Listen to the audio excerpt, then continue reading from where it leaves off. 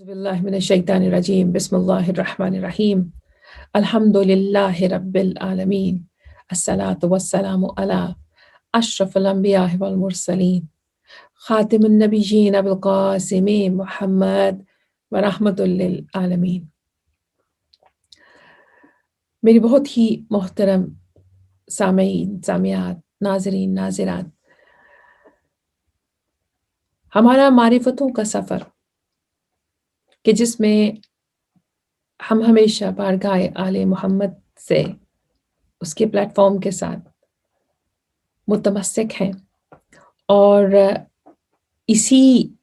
Plate form سے ہم آپ کے سامنے مختلف پروگرام پیش کرتے ہیں، اور ہماری کوشش یہ ہوتی ہے کہ ہم زیادہ سے زیادہ آپ سب کے سامنے ایسے پروگرامز لے کے آئیں، ایسے لیکچرز لے کر آئیں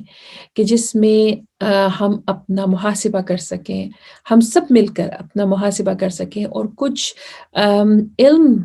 حاصل کر سکیں۔ یقیناً یہ ایک سمندر ہے جس میں ہماری جو کاوش ہے وہ ایک قطرے کے برابر ہے،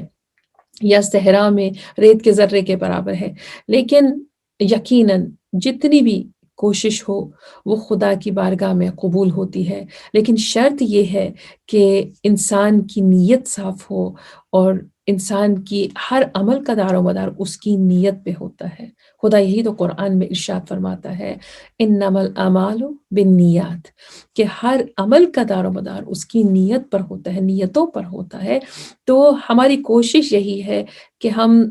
آپ سب کے ساتھ مل کر، ہم سب مل کر اپنا محاسبہ کریں، اور کوشش کریں کہ ہم اپنے آپ کو وقت کے امام کے فوج کے لیے تیار کریں، ہم ان کے آمد کے لیے، ان کے ظہور کے لیے اپنے آپ کو تیار کریں۔ اب کیا ہے کہ آج کے دور میں ہم اگر یہ سوچیں کہ ہم کس طرح یہ حاصل کر سکتے ہیں یہ سعادت کہ ہم اپنے وقت کے امام کے انتظار میں زیادہ سے زیادہ کاوش کریں، اور کس طرح ہم ان کے غیبت میں ان کے موجودگی تو ہے لیکن ان کی غیبت میں ہم اپنے آپ کو تیار کریں، ہم کس طرح یہ کر سکتے ہیں۔ تو بہت ضروری ہے کہ ہم ہر لمحے غور و فکر کریں، سوچیں، اور کوئی غلطی کی گنجائش نہ ہو، ہم کوشش کریں۔ غلطی تو انسان کرتا ہے، انسان کی کاوشیں جو ہوتی ہیں وہ انسان کی غلطیوں کو کم کر دیتی ہیں، تو کوشش کریں گے کہ ہم زیادہ سے زیادہ ان باتوں پہ عمل کریں، جو بھی باتیں ہمارے ائمہ طاہرین نے اور معصومین نے ہمیں بتائی ہیں، اور اس کا بہترین طریقہ یہ ہے کہ انسان زیادہ سے زیادہ علم حاصل کرنے کی کوشش کرے، قرآن کا علم، حدیث کا علم، معصومین علیہ السلام کے اقوال کو دیکھیں، ان پہ عمل کرنے کی کوشش کریں۔ اور ہمارے پاس آج کل جو یہ میڈیا ہے یہ کتنا فاسٹ ہے، ہمارے پاس ہر شے ہمارے گھر کے اندر موجود ہے، تو کوشش کرنی چاہیے کہ ہم زیادہ سے زیادہ اپنے آپ کو تیار کریں اور زیادہ سے زیادہ اس سے فائدہ حاصل کریں۔ ہمارا یہی مقصد ہے کہ ہم ان پروگرامز کو جو آپ کے سامنے لیکچر پیش کیے جاتے ہیں وہ اور مختلف ہم پروگرامز رکھتے ہیں، بارگاہ میں بھی رکھتے ہیں، اور آج کل جو حالات چل رہے ہیں، کووڈ کی سچویشن ہے، تو ہم تھوڑے سے ریسٹرکٹڈ ہو گئے ہیں۔ انشاءاللہ خدا کے حکم سے ائمہ طاہرین علیہ السلام کی مدد سے بہت جلد ہم دوبارہ سے وہ تمام پروگرام سامنے بیٹھ کر کریں گے، اور انشاءاللہ جس طرح یہ سلسلے پہلے چل رہے تھے وہ چلتے رہیں گے۔ لیکن ایک لحاظ سے اگر آپ دیکھیں تو ان تمام جو کچھ بھی حالات ہوتے ہیں ان کا کہیں نہ کہیں کوئی فائدہ بھی ہوتا ہے، کیونکہ ہر شے فقط نقصان نہیں ہوتی۔ خدا کا قانون یہ ہے کہ جہاں پہ پریشانی ہوتی ہے وہاں پہ سکون بھی ہوتا ہے، جہاں پہ دن ہوتا ہے وہاں پہ رات بھی آ جاتی ہے، جہاں پہ ہمیشہ دن نہیں رہتا، ہمیشہ رات نہیں رہتی، ہمیشہ پریشانی نہیں رہتی، ہمیشہ مشکلات نہیں رہتی، سکھ بھی آتے ہیں، سکون بھی آتے ہیں، اور ہمیں ہر حالات میں مقابلہ کرنا چاہیے حالات کا اس طریقے سے کہ جس طریقے سے ہمیں ہمارے معصومین علیہ السلام نے جس طرح ہماری ہمیں تاکید کی ہے، تلقین کی ہے، اور جس طرح انہوں نے ہمیں بتایا ہے۔ اب کیا ہے کہ ہم اگر یہ دیکھیں کہ ہم مشکل میں ہیں، یا ہم یہ سوچیں کہ ہم مشکلات میں ہیں، تو وہ مشکل اس مشکل میں سے ہم نکل بھی سکتے ہیں، یہ ہم پہ ڈیپینڈ کرتا ہے۔ خدا مدد کرتا ہے اگر انسان کا عمل اس کی فرمانبرداری میں ہو، اس کی اطاعت میں ہو، اس پہ یقین رکھ کے ہو، اس کے ٹرسٹ میں ہو، تو خدا ضرور انسان کی مدد کرتا ہے، اور خدا اپنے بندوں سے محبت بھی بہت کرتا ہے۔ اسی لیے خدا نے ہمیں اتنے مبارک دن دی ہیں، اتنے مبارک مہینے دیے ہیں، رمضان کا مہینہ، آج کل روزے روزے دار جو ہوتے ہیں روزہ رکھتے ہیں، خدا کے کتنے قریب ہو جاتے ہیں، خدا کا قرب حاصل ہوتا ہے، اور خدا اس مہینے میں میزبان ہوتا ہے اور روزے دار مہمان ہوتے ہیں۔ یہ کتنی بڑی سعادت ہے کہ خدا جیسا خالق، خدا جیسا مالک، خدا جو سب کائنات کا مالک ہے، جو اتنا پرفیکٹ ہے، اتنا مکمل ہے کہ اس سے بڑھ کر کوئی نہیں ہے، وہی عظیم ہے، وہی ہم سب کا مالک ہے، اور وہ خود یہ کہہ رہا ہے کہ میں تمہارا میزبان ہوتا ہوں، تم میرے مہمان ہو۔ کتنا پسند ہے خدا کو اپنا بندہ روزے کے ساتھ، کتنا پسند ہے خدا کو اس کا روزہ رکھنا، کہ خدا اس کی میزبانی کرتا ہے۔ اور ہمیں چاہیے کہ ہم اپنے آپ کو اپنے آپ کو یہ سوچ کر آگے بڑھائیں، محاسبہ کریں کہ خدا ہم سب کو دیکھ رہا ہے، اور خدا نے ہمیں جو موقع دیا ہے اس کو ہاتھ سے جانے نہ دیں، اور اپنے آپ کو آگے بڑھاتے رہیں، صراط مستقیم کو حاصل کرنے کے لیے، اس پہ اپنے آپ کو رکھنے کے لیے کاوشیں کرتے رہیں۔ دیکھیے ہم جانتے ہیں نا کہ صراط مستقیم کون ہے؟ صراط مستقیم یہ کیا ہے؟ یہ سیدھا راستہ کیا ہے؟ کسی نے معصوم سے پوچھا تھا، کسی معصوم علیہ السلام سے، کہ مولا بتائیے کہ یہ صراط مستقیم کیا ہے؟ ہم سورہ حمد میں ہر روز پڑھتے ہیں کہ اہدنا الصراط المستقیم، یہ کہ اللہ تو ہمیں صراط مستقیم پر رکھ۔ یہ صراط مستقیم کیا ہے؟ تو امام علیہ السلام نے مسکرا کے فرمایا، نحن الصراط المستقیم، نحن الصراط المستقیم، نحن الصراط المستقیم، کہ ہم صراط مستقیم، 3 مرتبہ امام علیہ السلام نے فرمایا کہ ہم صراط مستقیم ہیں، جو ہمارے رستے پہ چلے گا، ہماری فرما برداری میں رہے گا، ہماری اطاعت میں رہے گا، تو خدا اس سے راضی رہے گا، وہ خدا کا قرب حاصل کرے گا، اور ہمارا رستہ خدا تک پہنچتا ہے، ہمارا رستہ تمہیں خدا کا قرب دیتا ہے۔ تو ہم کتنے خوش قسمت ہیں کہ خدا نے ہمیں ایسی ساعتیں دی ہیں، ایسے مواقع دیے ہیں، ایسی گھڑیاں دی ہیں کہ جس میں ہم خدا کے قرب حاصل کر سکتے ہیں، اپنے گناہوں سے توبہ کر سکتے ہیں، اپنے گناہوں کا بوجھ کم کر سکتے ہیں، اپنے اعمال کو خدا کی بارگاہ میں قبول کروا سکتے ہیں، اگر ہم اس طریقے سے کام کریں جس طریقے سے خدا نے ہمیں کرنے کا حکم دیا ہے۔ اور ہمیں کس طرح پتہ چلے گا کہ خدا کا حکم کیا ہے؟ ہمیں امام علیہ السلام، معصومین علیہ السلام کے اقوال سے، ان کی زندگی سے، ان کے طرز زندگی سے پتہ چلتا ہے۔ ہم چاہتے ہیں کہ آپ سب ہمارے ساتھ ان معرفتوں کے سفر میں ساتھ ساتھ رہیں۔ میرا جس طرح پروگرام ہے دریچہ معرفت، تو اسی حوالے سے میں نے اپنے اس نئے جو پروگرامز کی سیریز ہے، اس کا نام ہم نے جو اسی طریقے کا نام چوز کیا ہے، اور وہ یہ ہے کہ معرفت کے دریچے۔ اور یہ معرفت کے جو دریچے ہیں، ہم سب ان میں سے جھانک کر دیکھیں گے کہ ہم کس طرح خدا کا قرب حاصل کر سکتے ہیں، اور ہم اپنا محاسبہ کس طرح کر سکتے ہیں، اور کس طرح خدا کے ان بندوں میں شمار اپنا کرنے کی کوشش کر سکتے ہیں کہ جن بندوں پر خدا کا لطف و کرم ہوتا ہے۔ اور خدا کبھی انسان کو خالی ہاتھ جانے نہیں دیتا، بالکل جانے نہیں دیتا۔ کیوں؟ اس لیے کہ خدا کو اپنے بندوں سے پیار ہے۔ خدا نے اپنے دشمنوں کو بھی دیا، خدا نے وہ نعمتیں عطا کی اپنے دشمنوں کو بھی، جو خدا کے ساتھ شرک کرتے تھے، جو خدا کو خدا نہیں مانتے تھے، جو خدا کے مقابل کھڑے ہو گئے، خدا نے ان کو بھی دیا، ان کو بھی سب کچھ دیا۔ کیوں؟ اس لیے کہ خدا انصاف کرتا ہے، عادل ہے، اور خدا اپنے بندوں سے محبت کرتا ہے۔ خدا ہم سے بہت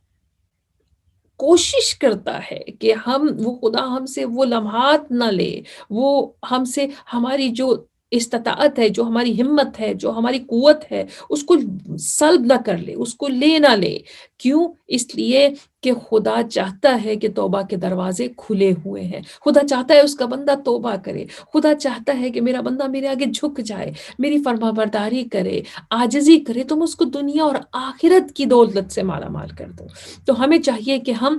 ان تمام باتوں کو اپنے سامنے ان کو مد نظر رکھیں، اور جتنی بھی پریشانیاں ہیں، جو کچھ بھی ہے، ہمیں چاہیے کہ ہم ان کو دور کریں، ان باتوں کو مد نظر رکھ کے ہمیں چاہیے کہ ہم خدا کی اطاعت میں، خدا کی فرما برداری میں اپنا وقت گزارنے کی کوشش کریں۔ اب یہ جو رمضان کا مہینہ ہے، اس میں خدا یہی تو خدا ارشاد فرماتا ہے نا کہ یہ جو مہینہ ہے، یہ مہینہ تم پہ روزے فرض کیے گئے ہیں، جس طرح تم سے پہلے امتوں پہ، جس طرح تم سے پہلے لوگوں پہ فرض کیے گئے تھے، اور یہ جو روزے ہیں یہ اس لیے فرض کیے گئے ہیں تاکہ ہم تقوی اختیار کریں، تاکہ ہم خدا سے ڈریں، تاکہ ہم خدا کا قرب حاصل کریں۔ خدا ہم سب کا مالک ہے، رحیم ہے، رحمان ہے، اور ہم خدا کے بندے ہیں، یہ مت بھولیے۔ اور ہم اگر خدا کے فرما بردار ہوتے ہیں تو خدا کی نعمتوں میں بھی ہم اس کے نعمتوں سے بھی خدا کی نعمتوں سے سرفراز ہوتے ہیں، خدا کی نعمتیں ہمیں ملتی ہیں۔ اب کیا ہے کہ رمضان کا مہینہ ہے، برکتوں رحمتوں کا مہینہ ہے، اور اس مہینے میں ہر لمحہ عبادت ہے، ہر لمحہ اس میں عبادت ہے، چاہے ہم سو بھی رہے ہوں تو ہم عبادت کر رہے ہوتے ہیں، یہ خدا کہتا ہے، تاکہ خدا ہمیں ان سانسوں کا بھی ثواب دے جو روزے دار کی سانسیں چل رہی ہوتی ہیں اس رمضان کے مہینے میں۔ تو اگر اتنی ہمیں خدا نے برکتیں دی ہیں، اتنی نعمتیں دی ہیں، تو ہم کتنے خوش قسمت ہیں کہ ہم ان نعمتوں کو حاصل کر سکتے ہیں، اور کتنی بدقسمتی ہوگی کہ ہم ان ساعتوں کو اپنے ہاتھ سے جانے دیں۔ اب میری یہ کوشش ہوگی کہ ہم اپنا محاسبہ کس طرح کر سکتے ہیں، ہم اس ٹاپک پہ بھی بات کریں، اپنے نفس کو کیسے کنٹرول میں رکھ سکتے ہیں، اس پہ بھی ہم انشاءاللہ گفتگو کریں گے۔ اور اس کے علاوہ میں آپ کے سامنے چھوٹے چھوٹے کلپس لے کر آؤں گی کہ جس میں ہم مختلف دعائیں، جس میں ہم مختلف اعمال کر سکتے ہیں اپنی مشکلوں کو دور کرنے کے لیے، کیونکہ بہت سی میری جو بہنیں ہیں وہ فون کرتی ہیں، ان کو مختلف اعمال چاہیے ہوتے ہیں، مثال کے طور پر رزق میں کمی ہے، یا انسان کو کوئی پریشانی ہے، دل سکون میں نہیں ہے، یا جن کی اولاد نہیں ہے، تو ہمارے پاس بہت بڑا ذریعہ ہے ائمہ طاہرین علیہ السلام کے، جو انہوں نے ہمیں نسخے بتائے ہیں، جو انہوں نے ہمیں طریقے بتائے ہیں، ہم کوشش کریں گے کہ ہم وہ آپ کے سامنے لے کر آئیں، اور انشاءاللہ اس سے آپ کو ضرور فائدہ ہوگا، کیونکہ جو ہمارے پاس جتنی بھی یہ مواد ہے، یہ جو سارا دعائیں ہیں، یہ جو اعمال ہیں، وہ اتنے کامیاب ہیں، اتنے مجرب ہیں، اور کیوں نہ ہوں، کیونکہ جس نام کو ہم خدا کا نام دیتے ہیں، جس نام کو ہم خدا کی برکتوں اور رحمتوں سے شروع کرتے ہیں، اور ائمہ طاہرین علیہ السلام کی فرما برداری میں کاوشوں کے ساتھ شروع کرتے ہیں، تو وہ ضرور وہ اعمال کامیاب ہوتے ہیں، اور وہ نام ہم سب کے لیے برکت اور رحمت کا باعث بنتے ہیں۔ اب کیا ہے کہ رمضان کا مہینہ، سب سے پہلے تو ہمیشہ میں یہ اپنے جتنے بھی سننے والی میری بہنیں ہیں، ہماری جو بھی دیکھنے والے ہیں ہمارے پروگرامز کو، سب کو معلوم ہے کہ میں ہمیشہ اس بات پہ ایمفسائز کرتی ہوں کہ معرفت حاصل کریں، وہ معرفت بھی کہ وہ معرفت کے جس میں خدا اپنے بندے کی عبادتوں کو کہاں سے کہاں لے جاتا ہے اگر معرفت بلند ہو۔ یہ معرفت ہی ہے جو انسان کے اعمال کو قبول کرواتی ہے، یہ معرفت ہی ہے، یہ پہچان ہے اس کام کی کہ جس کام کو آپ کر رہے ہوتے ہیں اپنے تجربے کی بنا پر، اپنے عمل کی بنا پر، اپنے علم کے بلبوتے کے اوپر، اور اس کو جتنا زیادہ حاصل کریں گے، جتنا آپ زیادہ سوچیں گے، غور و فکر کریں گے، جتنا آپ کوشش کریں گے، اتنا ہی آپ کی معرفت بلند ہوتی ہے۔ جتنا آپ خدا کے قریب ہوں گے اتنا معرفت بلند ہوتی ہے۔ جتنا آپ اپنے آپ کو برائیوں سے دور کریں گے، خدا کا قرب حاصل ہوگا، اتنی ہی معرفت آپ کے دل میں آئے گی۔ ایک مرتبہ امام علیہ السلام سے کسی نے پوچھا تھا، امام علی علیہ السلام سے، امیر المؤمنین علی ابن ابی طالب علیہ السلام سے، کہ مولا یہ بتائیے کہ انسان کس طرح اپنا خدا کے قریب ہو اور کس طرح خدا انسان کا قرب حاصل کرے۔ تو میرے مولا علیہ السلام نے فرمایا تھا کہ برائی سے رک جاؤ تو تم خدا کا قرب حاصل کر لو گے۔ تو اس وقت وہ شخص حیران ہو گیا اور اس نے کہا مولا برائی سے رکے، اچھائی نہ کریں؟ تو مولا نے فرمایا کہ نہیں، اگر میں تمہیں یہ کہوں گا کہ اچھائی کرو، فقط نیک کام کرو، تو اس کا مطلب یہ نہیں ہے، اگر میں تمہیں یہ کہوں کہ تم نیک کام کرو تو اس کا مطلب یہ ہرگز نہیں ہوگا کہ تم برائی سے نہیں رکو گے۔ کتنے انسان نیک کام کرتے ہیں اور ساتھ ساتھ برائیاں بھی کرتے جاتے ہیں، خدا کی نافرمانی بھی کرتے جاتے ہیں۔ تو بہترین طریقہ یہ ہے کہ تم برے کاموں سے رک جاؤ۔ اگر تم برے کام سے رکو گے تو پھر خود بخود اچھائی کی طرف چلو گے، کیونکہ جب شیطان تمہارے قریب نہیں ہوگا تو پھر رحمان تمہارے قریب ہوگا، کیونکہ یہ دو جو خدا ہے یا شیطان ہے ایک جگہ پر اکٹھے نہیں ہو سکتے، یہ دو اپوزٹس ہیں۔ خدا جن کے دل میں ہوتا ہے ان کے دل میں شیطان نہیں آ سکتا، اور جن کے دل میں شیطان ہوتا ہے ان کے دل میں خدا نہیں آ سکتا، کیونکہ خدا احد ہے، خدا واحد ہے، خدا لا شریک ہے، خدا کا کوئی شریک نہیں ہے۔ اور اگر آپ ایک دل میں خدا کے شریک کو بھی رکھیں اور خدا کو بھی رکھیں تو پھر آپ اس کے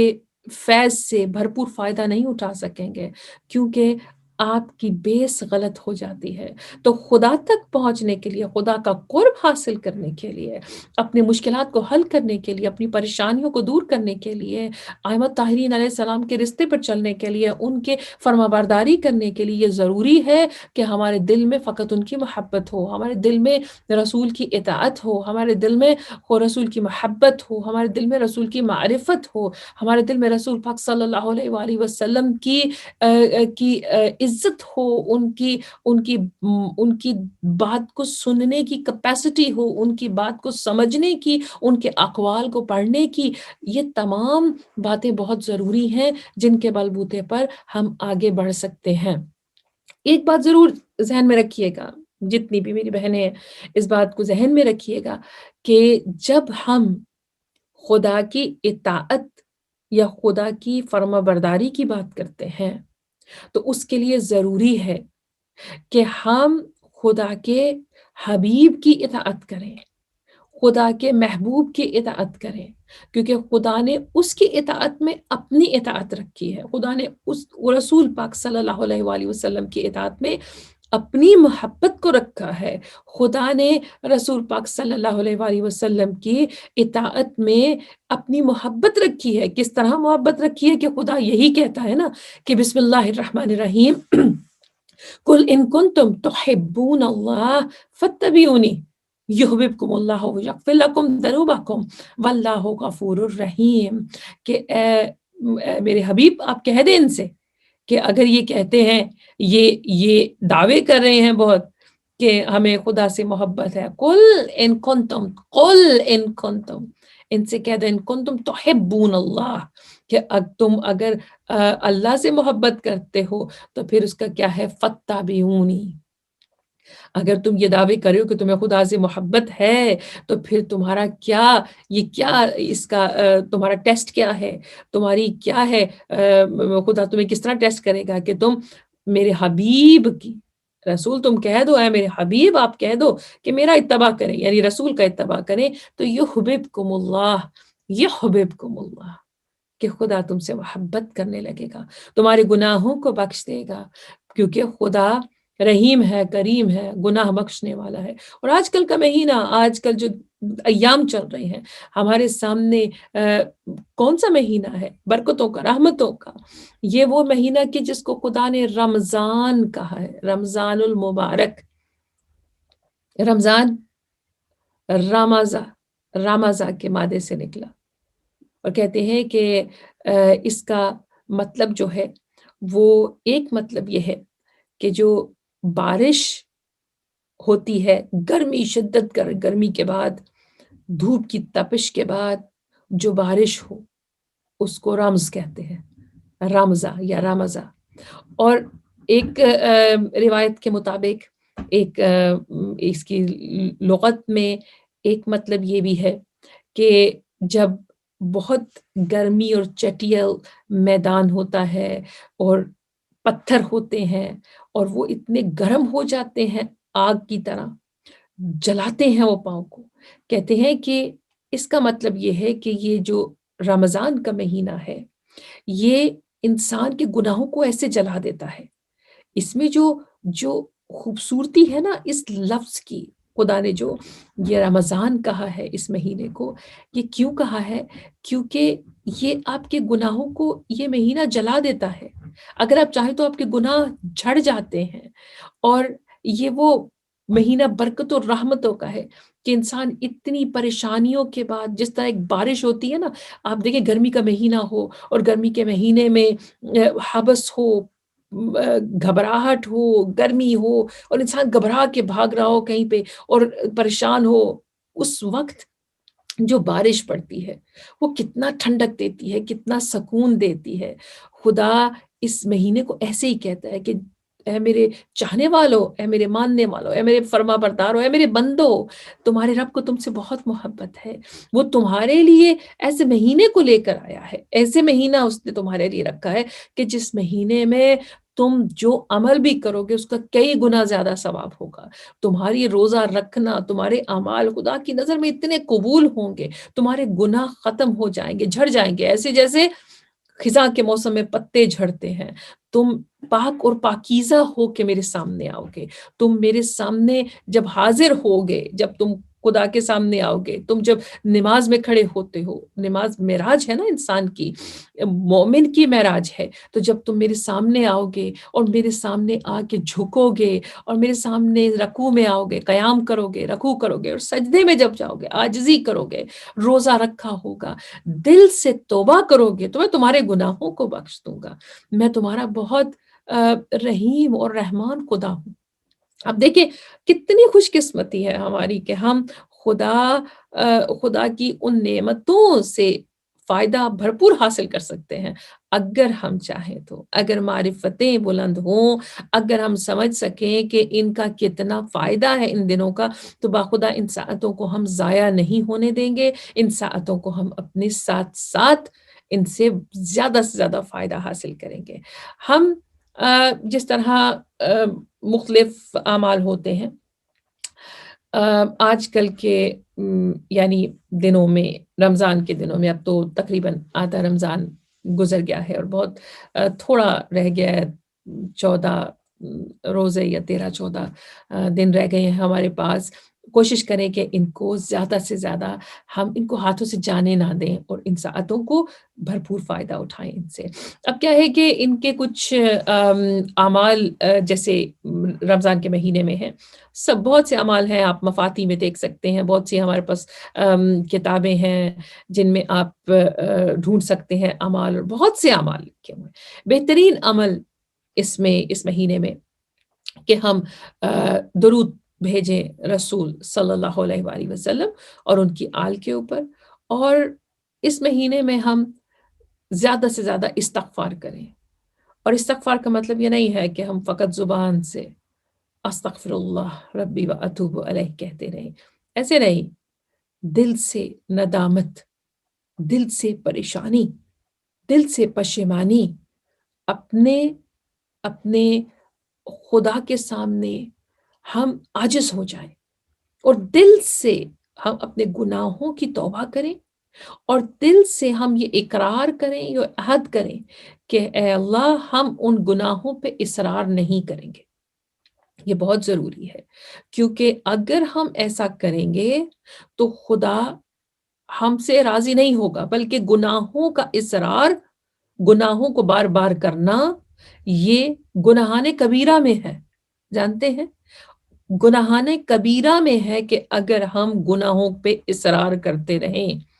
کوئی گناہ معمولی ہوتا ہے، لیکن مولا کا کیا فرمان ہے کہ کسی گناہ کو معمولی مت سمجھو، گناہ کو ہمیشہ بڑا سمجھو۔ تم جو بھی خدا کے سامنے، خدا کے دنیا میں رہتے ہوئے، خدا کے آنکھوں، خدا کے سامنے رہتے ہوئے، اپنی آنکھوں سے سب کچھ دیکھتے ہوئے، کانوں سے سمجھتے ہوئے تم اگر گناہ کرو گے، تمہیں پتا ہوتا ہے کہ تم گناہ کر رہے ہو، اور اگر تم جان بوجھ کر گناہ کرتے ہو تو گناہوں پہ اصرار مت کرو توبہ کے بعد، اور پھر اس کے بعد اپنے کسی گناہ کو معمولی مت سمجھو، گناہوں کو بہت بڑا سمجھو، اور خدا کے سامنے اس طرح ہمارے مولا نے بہت خوبصورت طریقے بتائے ہیں خدا کے سامنے جھکنے کے اور خدا سے مدد مانگنے کے۔ ضرور کیجئے، اس لیے کہ یہ آج کل کے جو دور میں تو یہ بہت ضرورت ہے، ہر دور میں ضرورت ہوتی ہے۔ خدا گناہگاروں کو بخش دیتا ہے، خدا اپنے چاہنے والوں کو خدا یہ موقع فراہم کرتا ہے کہ کسی طریقے سے وہ اس کے بندے اس کے سامنے جھکیں اور توبہ کریں تاکہ خدا ان کو بخش دے۔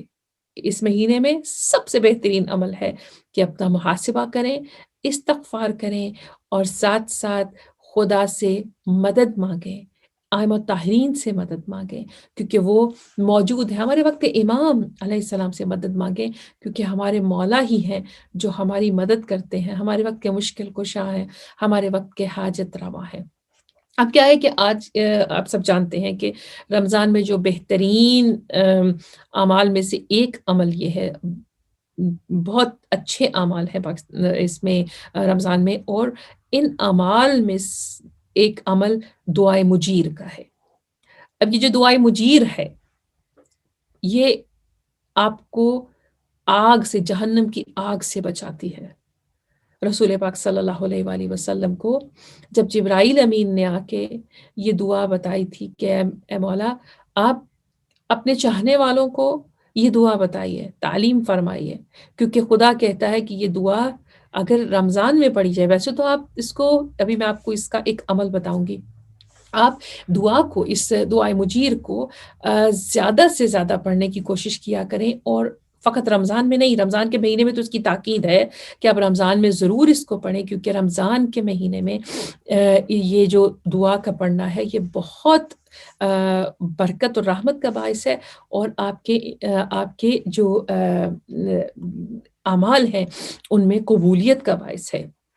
کہ خود جب انسان دعائے مجید پڑھتا ہے اس کے گناہ بخشے جاتے ہیں، جہنم کی آگ اس سے بہت دور ہو جاتی ہے، اور یہ جو دعا ہے یہ جہنم کی آگ سے بچاتی ہے۔ تو دعائے مجید کو ضرور پڑھیں، بہت زیادہ وقت نہیں لگتا اس میں، تقریباً 6-7 منٹ میں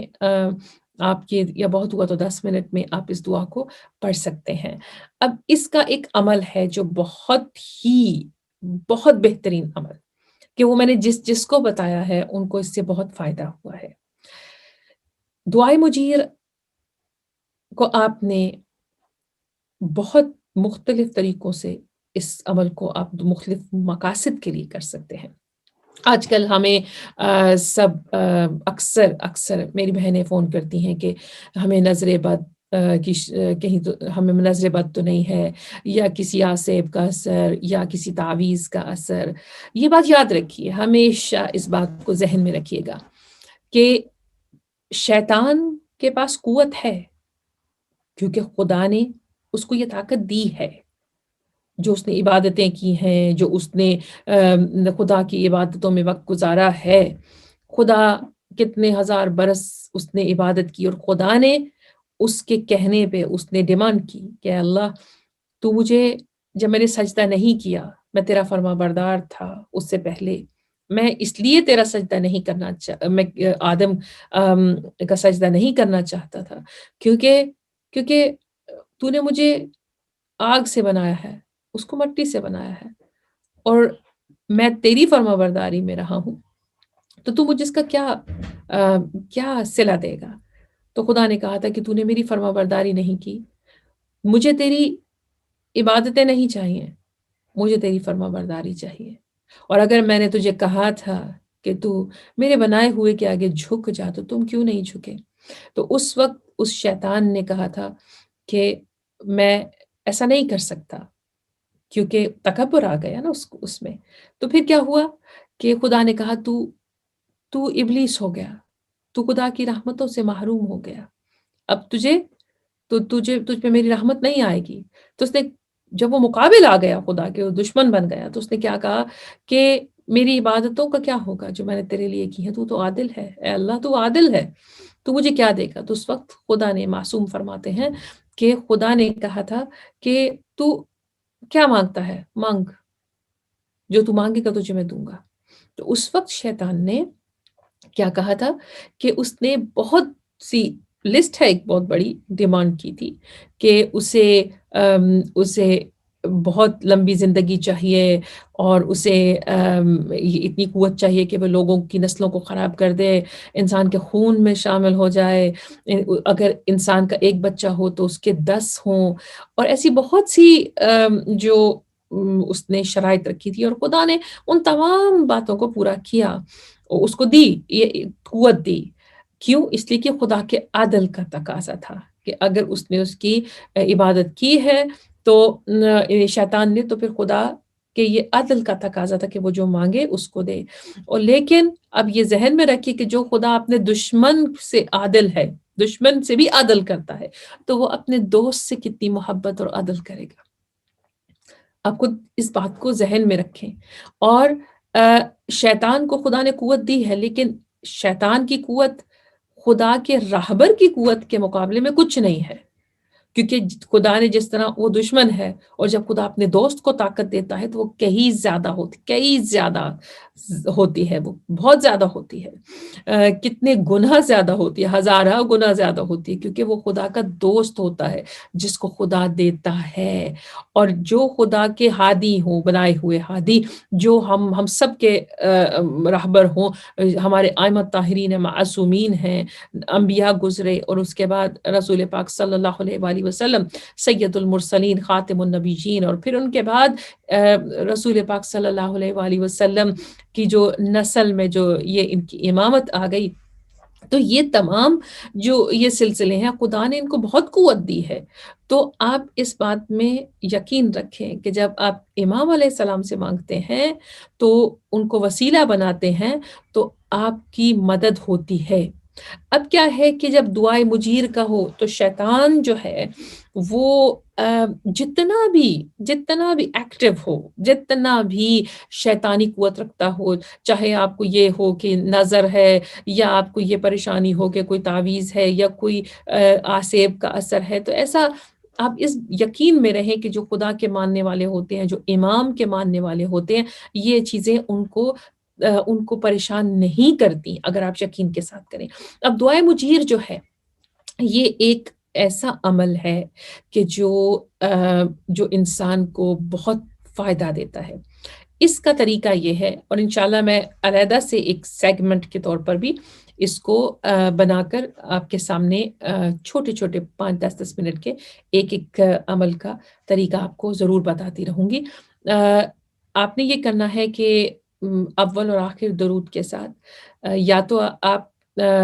اپنے سامنے پانی رکھیں، ایک بوتل رکھ لیں، ایوین کی بوتل ہوتی ہے، اس کو سامنے رکھیں پانی کی، جو آپ کبھی آپ اس کو پھینکیں نہیں، آپ کو پتا ہو کہ یہ جو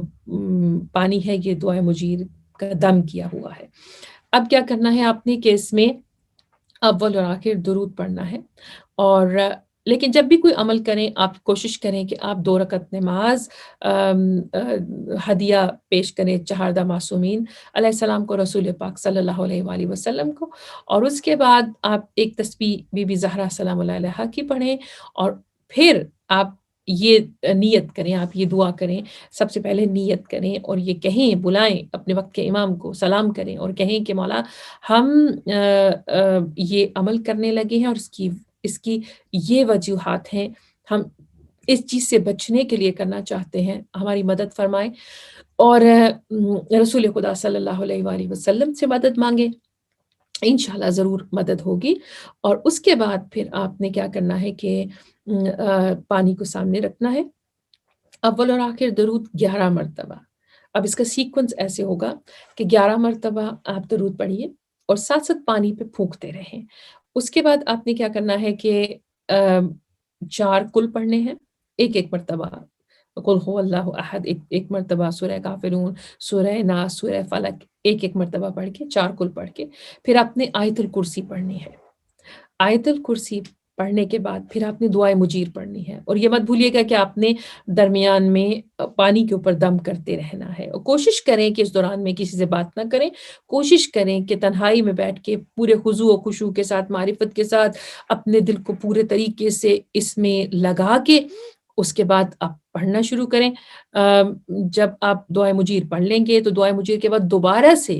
آپ نے آیت الکرسی پڑھنی ہے، دوبارہ سے 4 کل پڑھنے ہیں، اور پھر آپ نے 11 مرتبہ درود پڑھ کے آپ نے اس پہ دم کرنا ہے، اور انشاءاللہ اس سے آپ کو بہت فائدہ ہوگا۔ وہ پانی آپ نے اپنے پاس رکھنا ہے، آدھا پانی اس میں سے آپ استعمال کر لیا کریں، جیسے آپ اس میں پینے کے لیے، چھڑکنے کے لیے گھر کے چاروں کونوں پر چھڑکیں، باہر جا کر اپنی دیواروں پر اسپرے کریں، اور اس کے علاوہ آپ اس پانی کو پیتے رہیں، بسم اللہ الرحمن الرحیم پڑھ کے، رسول صلی اللہ علیہ وآلہ وسلم اور ان کی آل پہ درود بھیج کر پانی پئیں، اور نیت کر کے کہ آپ کو کیا پریشانی ہے جس کے بلبوتے پر آپ یہ پانی پی رہے ہیں۔ اگر کوئی بیماری ہے اس کی شفا کے لیے بھی یہ بہترین ترین عمل ہے، اور آپ اس کو کر کے دیکھیے گا، بہت جلد آپ کو اس کا فائدہ محسوس ہوگا، اور انشاءاللہ خدا اس کو صدقہ جاریہ بنا کر سب کی مدد کرے، اور ہم سب کی قبروں کو روشن کرے، ہم سب کے لیے یہ ہمارے اعمال کی قبولیت کا یہ باعث ہو۔ یہ جو بھی اعمال ہم ایک دوسرے کو بتاتے ہیں ہمارے گناہوں کی بخشش کا ذریعہ ہوں انشاءاللہ۔ اور جہاں تک رمضان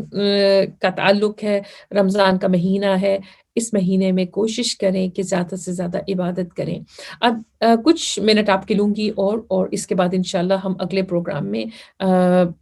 پھر اگلے ٹاپک کی طرف آئیں گے، لیکن یہ پہلا ہمارا پروگرام تھا، تو اس میں میرے دل تھا کہ میں یہ چاہتی تھی کہ ہم آپ کو انٹروڈکشن دے دیں کہ ہم کیا کرنا چاہتے ہیں۔ انشاءاللہ ضرور ہمارے ساتھ ساتھ آپ نے رہنا ہے،